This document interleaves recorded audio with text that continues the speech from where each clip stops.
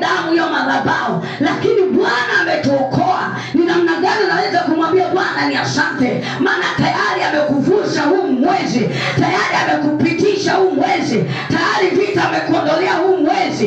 Ni nani atamwambia Bwana asante?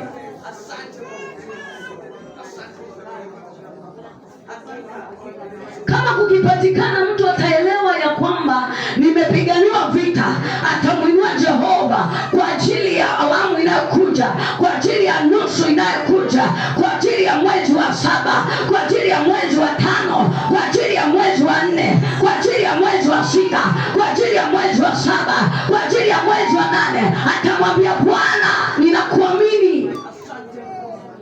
Kama umetenda mwezi wa kwanza, wa pili, wa 3, ndio huu tunamaliza, ninakuamini Ebeneza.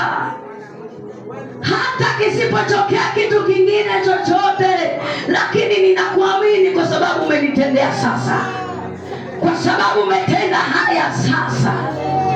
Baba, ninakupa sifa. Mesia, ninakuabudu. Jehova, ninakuazimisha. Ebeneza, ninakupa sifa kwa sababu ya matendo makuu.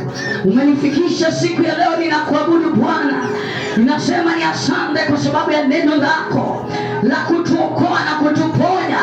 Haujaruhusu tuingie midomoni kwa giza, hautaruhusu miguu yetu ingie katika shimo lile refu, haujaruhusu macho yetu yamwone shetani, haujaruhusu tushuhudie ibilisi bila ametutesa, lakini tunashuhudia ukuu wako na matendo yako makuu.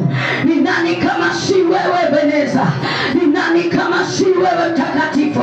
Ni nani kama si nguvu zako Elohim?